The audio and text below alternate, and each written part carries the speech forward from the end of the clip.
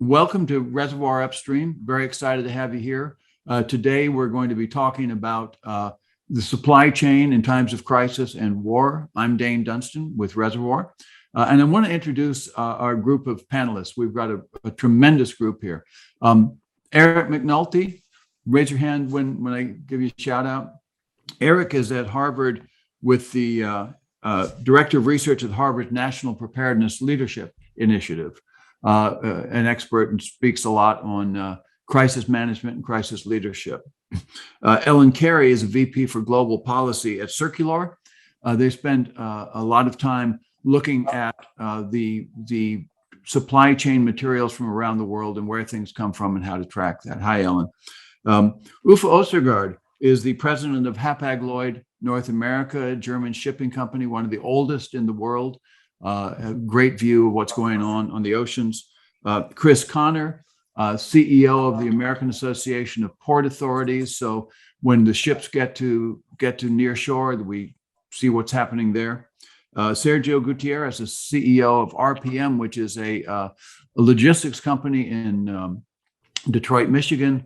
Spends a lot of time in the automotive industry. So we'll have some questions for you, Sergio. Liennette Chung is the president of Chung and Associates. They're a consulting firm in Los Angeles that spends a lot of time looking at what's happening in the ports in a lot of different industries, the tech industries, and also in Asia. So welcome. So welcome to all of you. This is going to be a really interesting talk. I think that I want to say the date at the beginning because it's March 31st, 2022, and whatever happens tomorrow may change everything that we're talking about today, except for a couple of different examples. So what I want to look at is what are the critical questions that we need to be thinking about as we look upstream at what's coming towards us. We're all trying to figure out what's going to happen. And I think we need to be really able to look as far ahead as forward and see what could be coming and be ready for it. And then how do we need to think as leaders? How do we need to work? So I want to start with you, Eric. With everything that's going on, what does this mean to a world economy that was already struggling with shortages and supply chain issues? And as leaders, how should we be thinking about what's happening? Well, I think as crisis leaders, what we learn from crisis leadership is it's important to start by getting some insight into your operational context. And so I'm not going to give you an immediate perspective here, but I want to encourage people to think longer and broader and more deeply and look at take the meta view, as it were. And I think that as we looked at having a period of relative stability after World War II, that is now we're in that liminal space moving into a period of what I see as sustained turbulence. And what we know from studying transition in natural systems and ecosystems, you never go from one steady state to another steady state without going through a period of chaos in between. That transition period is a bit bumpy. And the reason I think this turbulence is going to be sustained are four trends I've been following for almost 15 years now. Back in 2008, a CEO of a very large company asked me to help him figure out what the world would look like in 2025.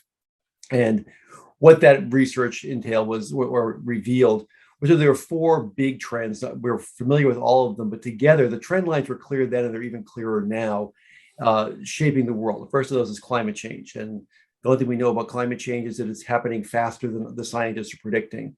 And we're seeing the fallout of that.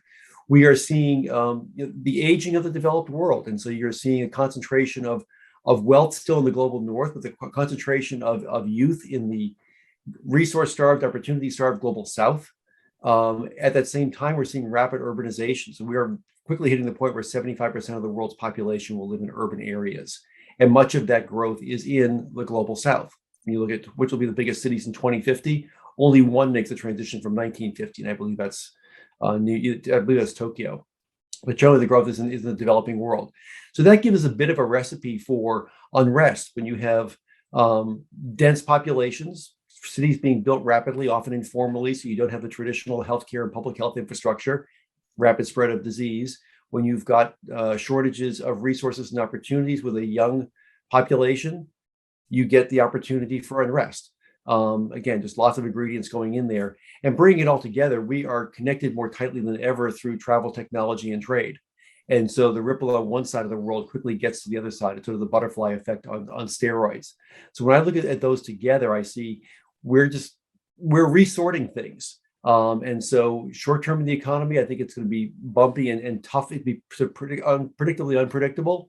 But longer term, we need to be ready for looking forward, not backwards, and thinking of how do you sense what's happening, respond, but then adapt and prepare your organizations for continual adaptation to what that new operating reality is going to be, and know that it's likely not to be the same for very long. I think adaptation is a key word. We really need to be resilient, and we need to be ready to really change and be agile as we move forward. So I want to look at this in a couple of different blocks. I want to start with geography and geopolitics, because it's a huge effect on our global. We're sourcing things from so many places. Ellen, at Circular, you spend a lot of time tracking raw material traffic all over the world. What are you seeing, and what's happening to the raw material market? Well, I just would echo what Eric said about getting operational context and operational data.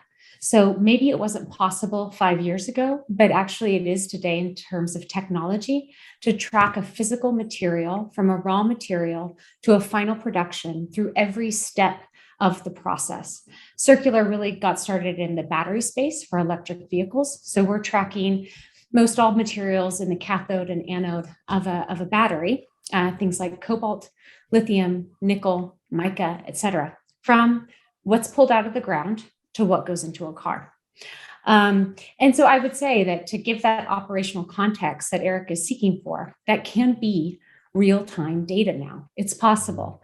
A couple technology trends make that possible: semiconductors and power and compute power, data and cloud, and software technology. So we use a number of different software tools, right-sized to our customer, but one of those is blockchain, so that people can contribute together. So yes, I mean, I think what I see geopolitically is we're feeling two double whammies. We're feeling our dependence on oil and natural gas. I live in Europe, so in Germany, and so I feel like we definitely talk about the natural gas dependency a lot over here. But we need to decarbonize our transportation system that is nearly completely dependent on oil. So diversity is good, right? But now we're going to change that to batteries, both on power generation and transportation. But it's not going to be great if we're sourcing the materials that make those batteries from countries that don't share our same values or create risks. So I guess I would say, going back to the operational data, is first get the supply chains mapped, know that the flow of materials, see them, start seeing the anomalies. That's what Circular can do. And then that data can help you make really smart decisions for the present, the midterm, and the future. And most of or all of the minerals that you mentioned in your statement there, so many of them come from Russia or Ukraine, and so many of those are at risk. And Uffe, I know that you have Hapag-Lloyd has stopped all trade or all traffic, I believe, with Russia. So a lot of that you would have been hauling probably is that. What are you seeing from Germany also? Well, in terms of the Russia situation, certainly I think within a week of the invasion, essentially all foreign shipping companies ceased operations in and out of Russia mostly. In our case, of course, container shipping is not the biggest piece of the puzzle when it comes to the commodities traded in those markets, which is typically raw materials, oil, grain, gas, things like that. But even when we see the movement of cargo in containers, that of course has some impact, especially as Russia is a net consumer of goods coming from Asia, from the United States, and so forth. So all that is basically dried up now, aside from essential goods, medical goods, and things of that sort, right? So that of course also leads to thousands of containers that were on their way to to Right. Russia now sitting in ports in Europe and further adding to that congestion and in a normal environment, I would say that wouldn't have a real significant impact on the flow of trade as such. But in an environment where it is already under a lot of strain due to the things we've seen with COVID, the ports being locked down and surging demand in certain markets and these types of events, everything that happens on top of that, like we see also in Shanghai now with the lockdowns, just Right. creates a very, very significant ripple effect that just prolongs the disentanglement of that whole supply chain bottleneck, and that's what this, of course, also adds on to what we see in Russia today. And that's only the things we really see at the surface of what is going on. The underlying issues that will come out of this, of course, inflation is a big topic. But if we look at at the world fleet of 50,000 ships, a big proportion of seafarers are Ukrainians and Russians, Right. and sometimes on the same ship. So you can imagine how that goes, right? So so it's complicated, no doubt about it. Well, yeah, and the production is not just the raw materials coming in, but it's the production coming out. Automotive production is likely to really slow down as a lot of these things stop coming into the factories. In terms of port congestion, Chris, what are you seeing in the ports around the U.S.? And I know you are in touch with a lot of ports around the world. What's going to happen this year, do you think? Well, I just actually wrapped up a 2-day legislative summit here in Washington, D.C., where we had port executives from around the country. We had Secretary Buttigieg, who was one of our keynote speakers, Marty Walsh. And I would say there's a lot of optimism, about the future. And that optimism is being driven by the fact that for the first time in over a generation, there's some significant federal dollars coming into infrastructure and intermodal connectivity. And I always like to say those things together, port infrastructure and intermodal connectivity, because you need to have avenues in and out of the ports to really speed up cargo movement. So, but we won't see that tomorrow, next week, or next month. It's going to take 18 to 24 months before the impact of these dollars in more resilient infrastructure and connectivity starts to manifest itself.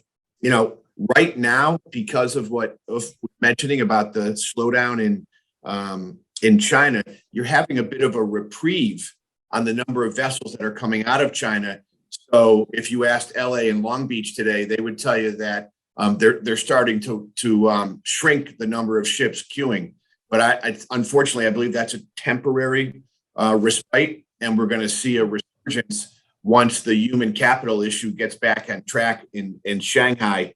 And this conversation about freight movement, that's my lens into this whole conversation, is going to be with us for a considerable amount of time. I'm somewhat encouraged by what Eric said before, that in historical context, there's always this period of turbulence before you reach another period of stability. And clearly we're in one of those turbulent periods now.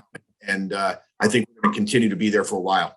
Yeah, and I think there was a misunderstanding in a lot of people's minds last year that the problem was the ports.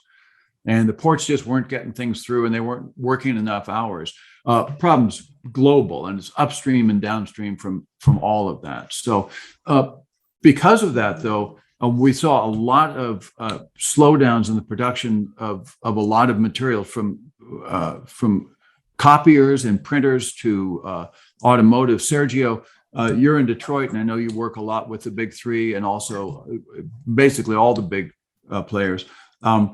What are you seeing there in terms of slowdown of things getting in to actually build the vehicles? Thank you, Dane. I think to answer that, I think I need to go a little bit back in time, not too far, but definitely the pandemic event that we all went through, because I feel that this started there. We were already super congested in general because high demands and a lot of requirements from every car user across the globe. And as you know, we also operate in Europe, so we can see both ends. So when the pandemic event started, it was really the very first time that the automotive industry was literally forced to shut down. And we did it. It went down.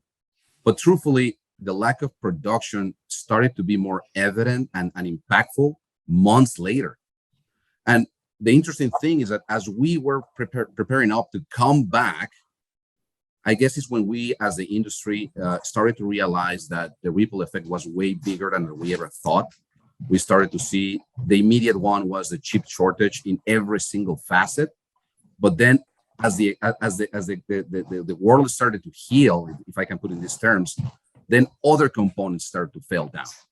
And truthfully, even today, I would say almost 2 years later, after the pandemic event started, now with the war at hand, the reality is that the overall stock levels of vehicles or brand new vehicles in the market have been reduced to unprecedented levels. Just in North America alone, there's the statistics that says that usually in the market, there's up to 7 million brand new vehicles waiting to be acquired, like in North America alone. And right now, that volume is at the lowest mark ever, close to 1 million cars. We don't have options, you have to buy whatever is there if you want it. Otherwise, you have to wait months. And it's not longer because of the chip shortage. It's also because steel, different metals, different components. So it's just getting worse. But while that's the foundation of what we're seeing, the other thing that we're seeing is that in these desperate efforts to bring the industry back to some sort of a normality, some OEMs, some big manufacturers of vehicles are starting to think differently. They're starting to think in a different way to welcome new technologies, new ways to produce vehicles. They are going directly and offering their product directly to kind of being bought by the ultimate consumer, bypassing the dealer, just to maximize the flow. But also, we keep hearing that some big automakers are even willing to start working together, like shipping wise, for example, which is what the industry we are. Some of them are considering for the first time to co-load on the road, not only on the rail, most definitely on the sea. But this is a monumental effort as the result of a monumental challenge. Everybody's trying to get back to normality. It's going to take quite some time. It says that I just recently read that it's going to take like 3 to 4 years to go back to that level of stock that I was talking at the beginning. But to get there, we have to change the entire ecosystem and the way we distribute cars. So we're seeing that some players are moving faster than others. Definitely those are winning some terrain. But we are very far from reaching the level of comfort that at some point we all enjoyed, kind of massive flows of products, components, vehicles, which were great for business. But now it's a more delicate situation. We all have to help each other, I would say. Yeah, and vehicle production, light vehicle production in Europe is predicted to be down by 2 million units in the next 2 years. So it's definitely a slowdown. Hey, Uffe, you had your hand raised a second ago. You want to jump in? Yeah, that was just actually to one of the comments Chris made, because there's no question that funds will now flow into infrastructure and ports and for the first time in a long while. But that is more likely to give short-term challenges rather than solve things, because once you start, fiddling around with the infrastructure, you create potentially additional bottlenecks, and in an environment where there's already labor shortage, this can add to further pressure in that regard. So I think that's looking at the overall picture, it is a bit of a long-term solution. Well, it's like when you take the funds to redo the highway that runs through your city, it doesn't improve traffic for a long, long time. So as we start building up ports, it's going to slow things down. Liennette, I mentioned copiers earlier. I know you do a lot of work in that industry for the European, not European, for the Asian companies that build and ship copiers over. You also represent a lot of small businesses and suppliers over there. What are you seeing in the flow from Asia? It's definitely a huge bottleneck right now. There's not a single client that I have in the copier world, and we do a lot of raw material, building material as well. A lot of my clients are into construction, wood, marble, you name it, cabinets. We ship literally the material for our country's infrastructure from outside of the United States, and there's not a sector that we deal with right now that is not being constrained. And I'm going to dial it back a little bit, but just to going prior to 2 years ago, we had already felt a tremendous amount of constraint where it took 2 or 10 steps to do something, to achieve something and bring it into the country and get it into the builder's hand, not quite the end user. We sell, a lot of my clients, we sell to wholesalers who then like Lowe's and Home Depot, Xerox, who then distributes it to the end user. So where we end, our clients take it one step further and put it in your hands. And prior to COVID, we had felt a lot of trade barriers, a lot of the 501 trade barriers where, taxes ranging anywhere from 25 to 65% of the material. And we said to ourselves that something's going to happen. And all of this 25 to 65%, while they were politically driven, at the end of the day, we saw that the end user, you and I, the end user are really the one who would end up having to pay for the inflation. And this is before COVID came along. Then COVID came along, and so we had spent 2 years trying to deal with the policies and pivoting and adjusting to all these changes, not just taxes, but the things that the Trump administration were doing, not good or bad, just adjusting. Then COVID hit.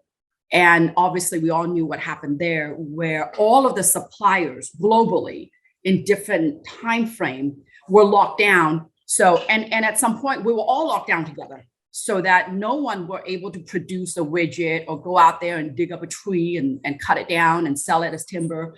No one could do that. And that was for an extended period of time. So that created tremendous demand. Then you have the war right now upon us, and COVID did not go away. It just keeps mutating so that we're going to have to live with it. We're just going to have to live with it. The war is going to suck up a tremendous amount of supplies, everything from metal that's used to make copiers to anything, that plastic, anything you can think of. It's going to consume a lot of that. And even if it didn't quite, some would say it's a small war. War is war. But at the end of the day, in our mind, we are so used to war, constraints and supplies, bigger demands, because we got big brother governments demanding all this stuff and taking it away from us. So at the end of the day, it gives suppliers, my suppliers and my clients out in Asia and Europe are jumping on the bandwagon. And they had already done that in 2021 to increase margin. So price hike is already in there. It's in there. Now with the oil and the war, we're discussing another level of inflation. And in wartime, we're just going to print money. So I think, I'm not sure what exactly, I got lost in the mix right here, but the answer to all of this, that it's going to take a long time. Yeah. And it's going to be not a year, not 2 years. All the different factors that contribute to the flow of our economy, global economy, is going to have to take their position. And no one's in a position right now. We're fighting a war. Yeah. And so I think it's going to be a while. And what has to happen? A lot has to happen, and no one can guess that. Yeah. When's the war going to end? No one knows. Eric, you had a hand raised. I just wanted the through line that I'm hearing, to listen to all these other smart people on the call, is that we need to put the definite article "the" on the shelf for a while. It's not the ports or the ships or the trucks or the workers. Right. It's the commas need to go in there, and you need to get "and" off the shelf, because it really is about taking a systemic view and looking. If I were leading now, looking at the relationships and the interdependencies here, and where are my relationships strong? Where do I need to strengthen them? how is that going to shift? Because, and Sergio talked a lot about this in terms of how the whole thinking around the business model, the go-to-market strategy is all being fundamentally rethought. And that's what's being reshuffled here. And so we need to get away from thinking if we just do we just tapped into the strategic reserves of petroleum, that's not going to fix it. That's you got to be looking at the larger system and how we're going to be rethinking it going forward. I agree. So let me throw something out, because I think I think we have a lot of manufacturers, or a lot of people who are looking at materials, and they're looking at their supply chain, and they think they have visibility. They've got deals, they've got packages, they've got contracts. They're expecting their stuff to be coming through. Maybe it'll take a little longer. Maybe there'll be a delay of a month or two, they're thinking. But I found this statistic pretty interesting. 70% of OEMs think that they have really good visibility into their tier one suppliers. But only 15% of them have any visibility into the suppliers who supply them, the tier two suppliers. Ellen, what are the dangers of that? Vulnerability, fair and square. Yeah. I think there are also, to Eric's point, the gigafactories are going to solve us. Build more gigafactories, build more battery pack facilities. That'll solve it. It's not going to solve it, because just because you do a gigafactory where where you produce your vehicles does not mean the supply chain follows. And it does not mean that the OEMs know where their supply chains are. It also doesn't mean that the supply chain isn't ever changing, especially in the middle. So as companies are trying to, be reliable and build their brands on delivering quality, reliable products, maybe in a sustainable way, maybe with a clear metric on CO2, and that they're meeting certain ESG requirements, they're going to have to prove those facts. And that's only going to happen when they can inject accountability all the way down to the raw materials origin as well, their entire supply chain. So we're able to, when you track the physical flow of a material through production, through the batch processes, you can also apply CO2 that's used at every stage. And so you can accumulate the GHG emissions for that material as well. So now companies really can say, okay, I'm logging onto my platform. Who's behaving properly on my supply chain? Where am I getting alerts? Where am I getting anomalies? Who's using a lot of carbon? Who's not? And then with that information, they can then switch to others that might help them better reach their goals effectively. That's great. Chris, you have your hand raised. I just thought I would add on to that. I'm probably going to come off as the glass half full guy in this conversation, but when it comes to visibility, one of the things I like that's starting to happen is obviously the pandemic has laid bare the fact that the freight movement, global freight movement, is interdependent, but it's not interconnected. And some of the reasons for that really stems from the cargo owners themselves, because they have historically sort of bought services in verticals, and no one looked out over the horizon to try to connect, the entire system. But that conversation is definitely in play now. So I foresee, as we get out of this period of turbulence into a new period of stability, back to what Eric said, we're going to take much more advantage of the powerful data tools and systems and capabilities that are out there.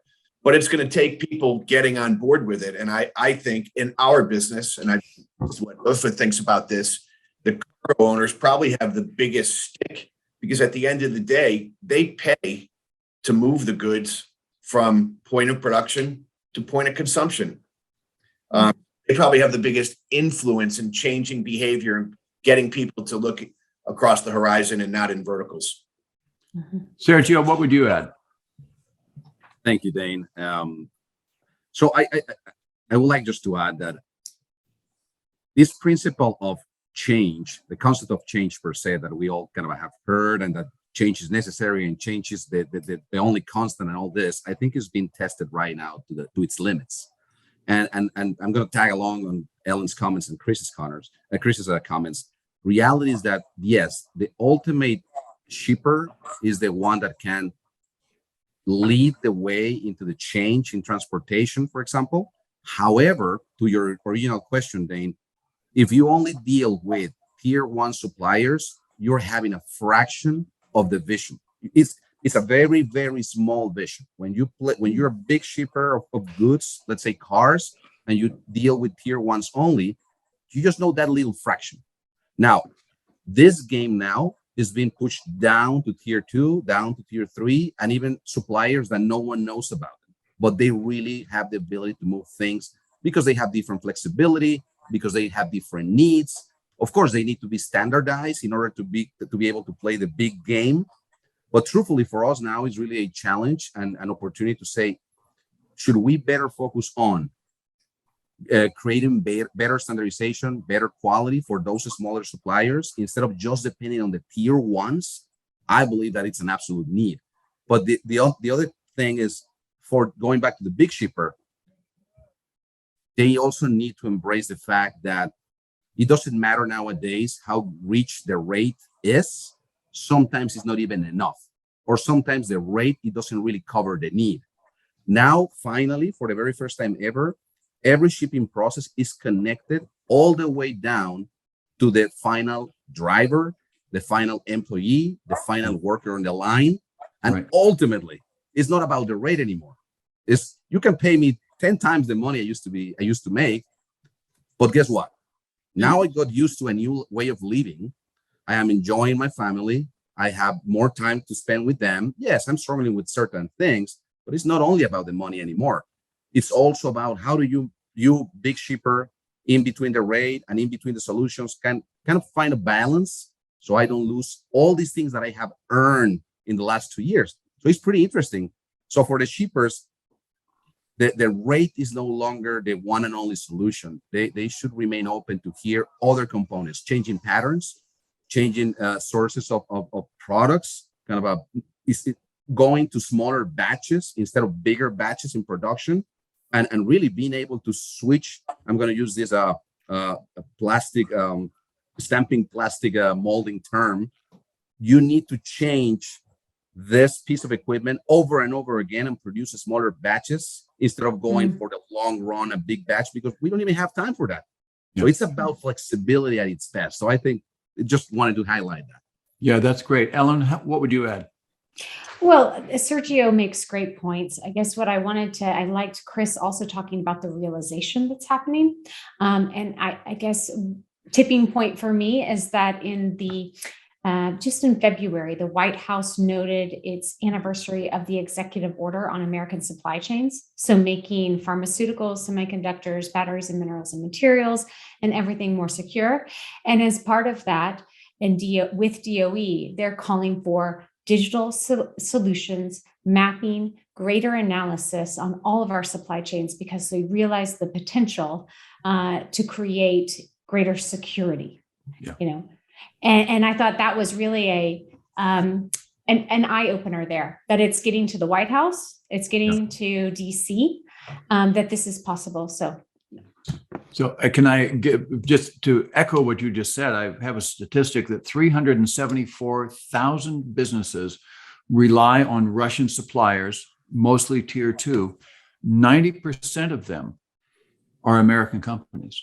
So we've got some supply chain stuff just from tier two suppliers that we may not be able to see coming right now. That'll be a big one. So let me then take it to another question. We've been working since the 70s to create a just-in-time supply flow. So we've got our production planned for next month. We know that a factory in China or Japan or somewhere is creating that 10-cent bolt that we need, that it will arrive the day before we need to put it into the engine of the car, and all of that's going to work smoothly. That's over. So we've built this unidirectional thing from Asia to, it's two directions, Asia, East and West, to Europe and the United States. Are we at a time when that's going to have to change? Are we at a time when we're going to have to rethink that whole line of geography? Hey, Dane, yes, if I can just be a little cynical in here, I think it's really now the time where all these years of training since the 70s on working just in time, this is the time where we're going to have to prove ourselves if it's really working. Because picture this, you just said that we've been working on a just-in-time system for years, when in reality, we've been producing goods on big batches all the time, big shipments, big production schedules, no shifts. And basically you as a consumer, you used to have to stick to that plan, or there was no other solution. But now really the Amazon effect, I'm going to use that term, is really impacting us all. Yeah. Especially now that the stock is all the way down. Now that you know that you don't need to go to a dealer to get a car. Now that you know that online you can connect with the big OEM. And now that we all have this Amazon experience, the moment you see, oh, I can actually do it myself and connect and click, I want it now. So now is really the time for all the big OEMs to really accept the challenge of being able to to shift production schedules, batches of vehicles to smaller sizes, but also that impacts the supply chain. In our industry, for example, we can no longer depend on a nine car hauler only, because there's no nine cars ready to be shipped. Sometimes you just have 3, sometimes you have 2, or different combinations that don't allow anybody to wait for that 9 car hauler to be filled up.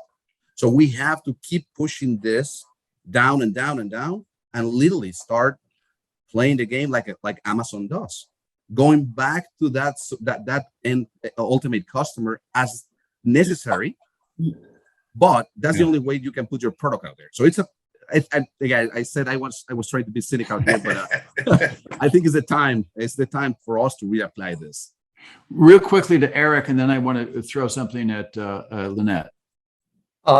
Just that I want to give a name to what Sergio just talked about. I call strategic inefficiency, which sounds like an oxymoron, but you have to be thinking about, where do I want to flex? Where do I need surge capacity in that supply chain? Because if you're thinking about a stable time, that's when you get the long runs. It's a lot of standardization.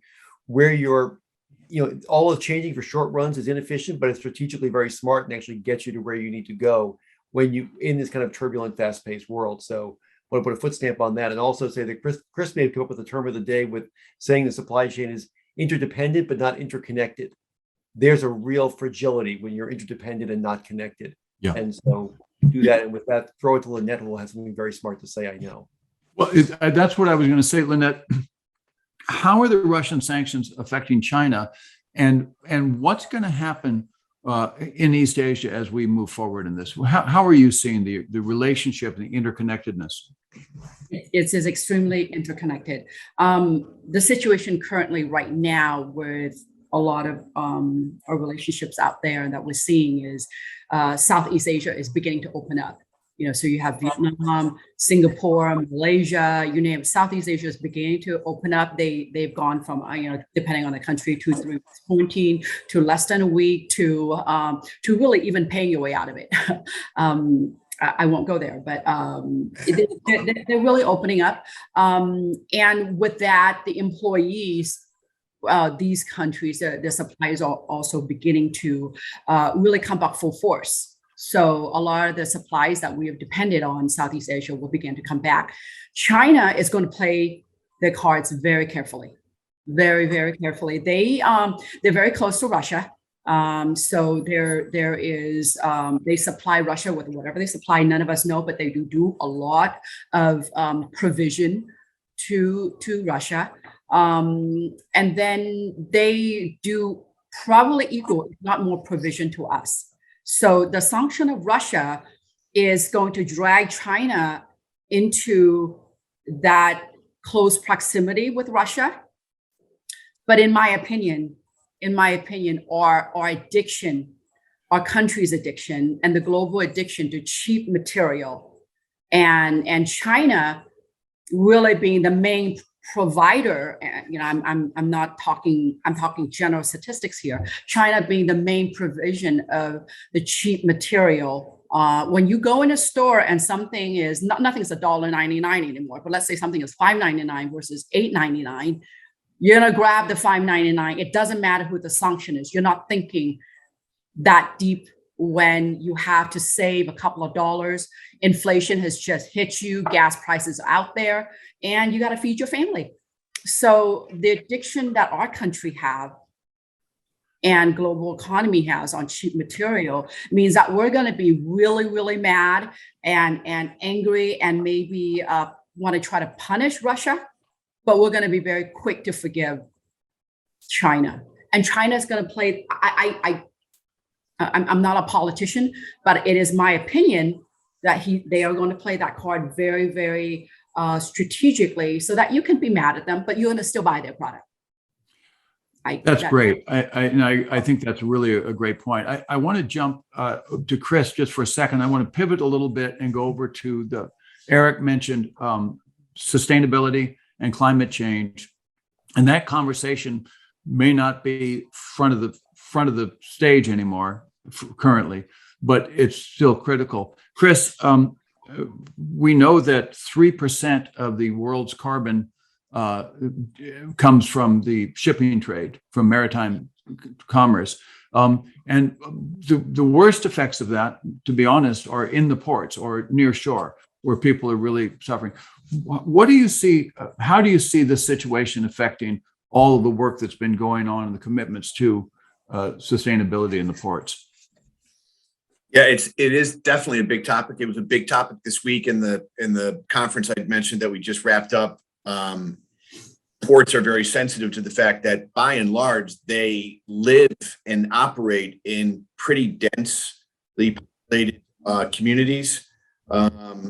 So there's a strong degree of interest. And in this current administration, there was some thinking with the second bill, which hasn't come to pass yet and may never come to pass, where there was some significant dollars being put in play to help electrify ports. So we talk about port handling equipment that handles cargo, including eventually, ship to shore cranes, which may be years off from happening. But yeah, I think the industry is aware. The port industry is aware of their environmental footprint, wants to do something about it, doesn't expect the government to pay for it, but definitely some grant programs and things like that to get the process started are needed and are part of the conversation at the moment. Yeah, the Port of Los Angeles is committed to being all of its trucking, all of its drayage trucking being completely electric vehicles by 2035. And we did some consulting with them to see what it would take to get there earlier. And, everybody wants to get there. One of the problems with that is that the availability of EV trucks with enough capacity and range, we thought there would be 6 manufacturers by the end of last year that would be on the road, and there's not. So and the reality is you can't go all electric, because if something happens to the grid, then you're going to you need to default to diesel. And that's one of the things we're trying to help the administration understand is there's a strong ideology out there that we're going to go all the way, all electric. And you don't want to throw the baby out with the bathwater, because that's a positive, but you need a pathway to get there, and you need a default switch because you need to keep the economy moving in the case the grid fails and you can't power on electric. Uffe, from shippers' point of view, what are you seeing with decarbonization? It's a lot harder. There's not a battery big enough to power one of your ships. What's going to happen there? Not for many seconds. No, that's very true. So no, I mean, just on the general trend right now, of course, is towards rapid decarbonization. But when we look at what our customers are asking, they are not talking about that right now. Now it's all about getting their goods delivered. So that discussion about CO2 emission to miles and all that, it's completely out the window. As a matter of fact, that will of course come back, and that doesn't mean that we're not on a journey to achieve net zero emissions as a shipping community. But of course, transforming in our case 300 ships, and in a global sense 50,000 ships, commercial ships, it's a huge undertaking, and there are of course many different ideas to what the solution will look like, and whether that's biofuels, ethanol, or things like that, or whether LNG gas will be a transitionary fuel. But none of those that are in play right now are really sort of the long-term solution to really cut out emissions. then we're talking other kind of materials like ammonia, and then you come into other difficult topics, whether you want large, 50,000 ton ships entering the port of New York with 1,000 tons of ammonia on board, and these types of things, right? So yeah, like you said about the trucks in the ports and some of these ideas that are tempting to jump on, but there are no simple solutions. It has to be a host of things that needs to come together, and again with global shipping, it's not enough just to have one jurisdiction regulate in certain respects or implement quotas or these types of things. You need really a global mandate, or at least the biggest pieces of that global mandate to come together with solutions, and that's been difficult. In the meantime, we of course, as Hapag-Lloyd, do all the things we can to convert our ships to dual fuel, make conversions to the design and so on to minimize the emissions. And when we are in the ports in New York, we don't run an engine. We do, we plug into the electric grid and these types of things to minimize the impact in those environments. But it's still a long way out. But we'll also have an impact on the supply of ships over time as this conversion to sustainable fuels happen in the next 20 years. I think that's great. And Liennette, I see your hand. I just want to jump real quickly to Ellen, and then I'll get to you and Eric. Ellen, a lot of companies have real good ESG hopes, and they really want to do good things, and they mean it. One of the problems is visibility. Mm-hmm. How do we get better at seeing what's going on with carbonization and not just carbon, but nitrous oxide and different fuels? Well, I think the question is, how do you prove it? And then what are the standards for proving it? What are the calculations? What are the methodologies for proving that? And that's what you see in the SEC's proposal across company corporate disclosures that came out 2 weeks ago. And so you're starting to see, hey, we want companies to be here. We want products to be here. But we are also going to have to figure out those methodologies for how it's calculated. So I guess what companies right now who are getting their supply chains online on a system are seeing it, are seeing the flow, collecting that data. They will be further along when whatever regulations come down from the SEC, from others, they will be ready and say, hey, we have been collecting this data. I do have ground truth on where I am. And then I can, comply accordingly.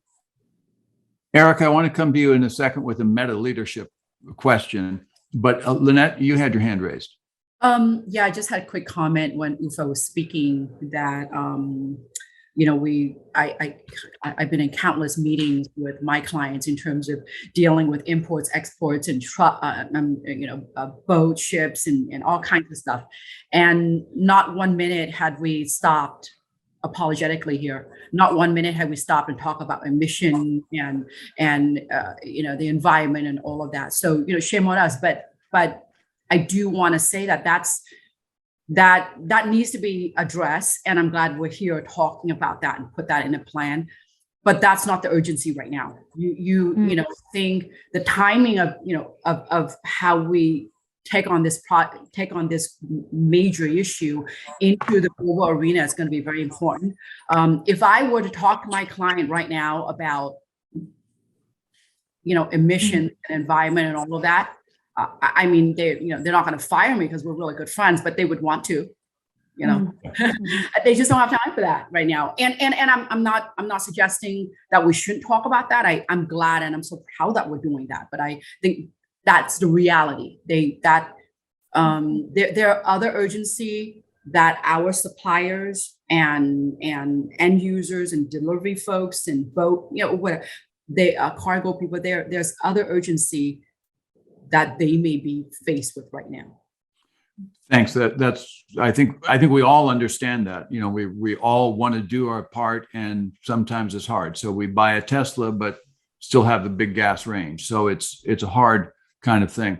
Eric, I think the meta leadership question is, how should we be thinking about balancing all these needs? The work that you did for your client that you mentioned really identified the need for climate change activity and action. One thing that you and I were discussing a couple of days ago is that when times like this happen, it's really interesting the innovations that show up that were unexpected. And the example I used was at the beginning of World War I, sanctions were put on Germany for most of the industrialized world. And Germany at the time had basically 100% global monopoly on pigments for paint and for inks and things like that. Sherwin-Williams in the United States said, well, what the heck are we going to do now? Just go to all white paint. Even white paint takes pigments. And Sherwin-Williams, by the end of World War I, had redone the entire global market for pigments and had a great pigment market and changed the whole thing. So that was an unexpected innovation. How should we be thinking about those kind of innovations from a meta leadership point of view? Well, I think we have to be thinking about the simultaneous solve or the elegant solution that incorporates these various variables, because on the climate side, we're reaching ecological tipping points. We don't quite know where they are, and Mother Nature doesn't care about our supply chain. So we may hit them whether we want to or not. So we've got to think about how do we address these things that are super urgent now and keep working to get our GHGs and other factors in line so we are more sustainable over time. We shouldn't see that as an either or trade-off. And I think that's the really hard thing for people to hold in their heads. We've been so focused on let's pick, here's our KPIs, go keep your head down and go get them. You have to be thinking more broadly than that. And opportunities are going to arise. We're going to see, I think, a lot of innovation in materials, in production methods, in business models, in relationships between different components of the system, because necessity remains the mother of invention, and we need a whole lot right now, and that's what's going to drive it. And so it's good to hear this conversation, and I think that what Ellen's talking about is so essential, because you now can get visibility in real time into so much more than you could even 5 years ago, which makes it possible to figure out what are the places we can change and get better, faster, and more sustainable at the same time. I think if there's one thing that's really a bright light right now, it's what we can do digitally. It really is opening up a lot of changes and outcomes that we can't see yet. And Ellen, I see that you have your hand raised. We'll take one last question, and then if you're an audience member and would like to ask a question, you see the Q&A button at the bottom of the screen. Toss us a couple of questions and we'll get to them. We've got about 5 minutes to go. Ellen? Yeah, I just wanted to give a recent example of those things coming together: climate, resource security, responsible sourcing, and let's say keeping critical assets and resources within our geography. So I'm over here in Europe and studying the EU battery regulation that's forthcoming. And that regulation will require that batteries prove their responsible sourcing and their due diligence, meaning OECD. They will need a CO2 carbon footprint. They will need, what else? They will need markings of how much recycled content, and that content material gets more stringent over time. So basically, though, you see the coming together of, hey, we're going to do this cleaner, we're going to do it more sustainably, we're going to make sure people are protected in the process, and we're going to set goals to keep the resources that are critical to enable economies of recycling and keep those materials that maybe we don't mine out of the ground in the US or Europe, but we keep them where they need to stay. So we create a next economy. And I think that's really, yes, the devil is in the details. It's not the end all be all, but it's a good coupling that looks both at people and climate and resource security. That's great. So I'm going to do just a round robin here. I've got one question for each of you. What are you hopeful for?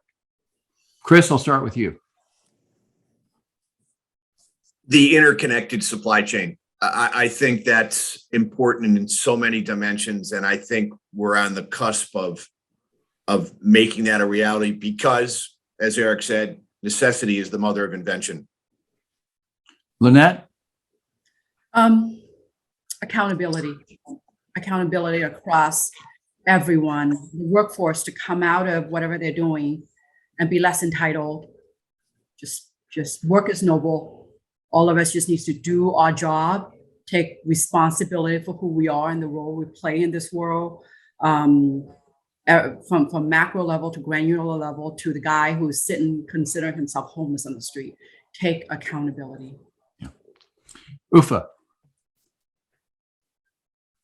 Yeah, that's a long list of things, obviously, but I think from a pure supply chain point of view, the key is really to normalize the situation, and particularly, I think the policies now in China is the biggest risk that I see to our supply chain, much more so than what is going on in Russia and Ukraine.